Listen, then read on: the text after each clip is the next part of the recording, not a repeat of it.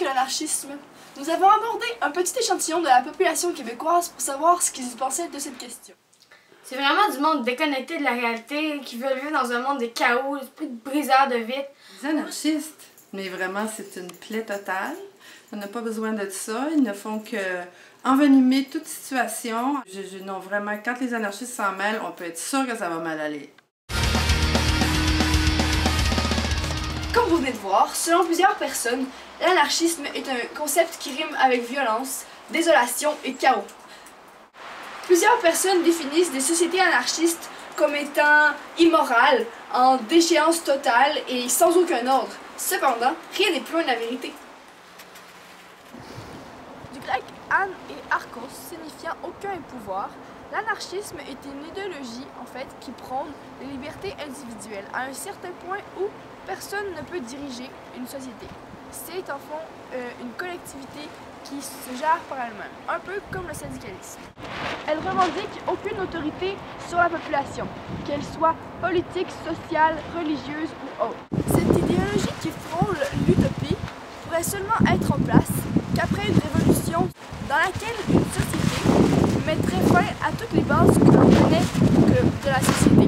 Il n'y aurait plus de gouvernement, plus d'institutions qui mettraient en place des programmes pour dire quoi faire aux gens. L'anarchie est une idéologie très positive car dans ses propres fondements, elle s'appuie sur le fait que l'homme est bon pour mener à terme toutes les actions. Pauvres anarchistes, eux qui ont une aussi mauvaise réputation auprès de toute société, tandis que leur idéologie ne prône rien de violent. En fait, je vais vous dire pourquoi. C'est parce que la plupart des gouvernements ne sont pas dans l'intérêt de promouvoir une certaine idéologie qui veut la liberté et aucun contrôle. Alors, ils décident de mettre l'accent sur le petit pourcentage de personnes qui, en prônant l'idéologie de liberté, utilisent des moyens violents pour pouvoir répandre leur idéologie.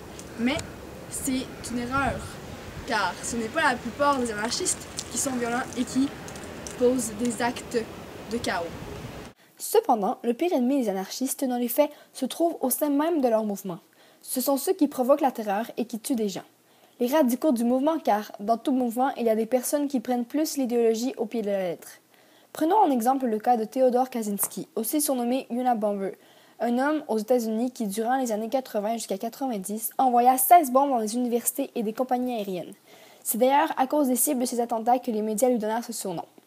Il considérait la civilisation industrielle comme menaçante pour la liberté des humains et manipulatrice. Par conséquent, il fit des actes terroristes pour promouvoir son manifeste où il exprimait son point de vue sur cette problématique. Il incarne le parfait exemple d'un terroriste qui se cache sous une idéologie.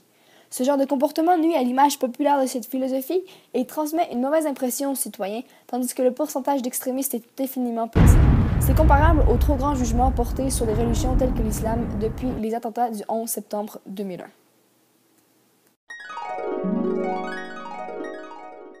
De notre côté, Henri David Thoreau, un grand penseur libertin américain du milieu du 19e siècle, démontre que l'anarchisme ne rime pas toujours avec ultra-vraiment violenchisme. Cet homme incarne véritablement les vraies valeurs anarchistes. On l'associe avec des mouvements de rejet du gouvernement, de désobéissance civile, notamment par la publication de son fameux essai « Désobéir », dans lequel il appelle aux citoyens à ne pas payer leurs impôts ou à se plier à d'autres exigences gouvernementales si la cause va à l'encontre de leurs principes.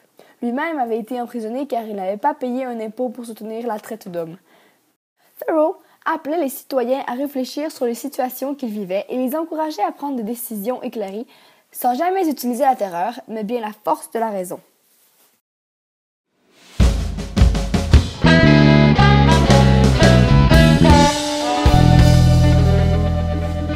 Bonjour! Aujourd'hui, à la chronique de cette semaine, on prépare un petit plat maison, l'anarchisme.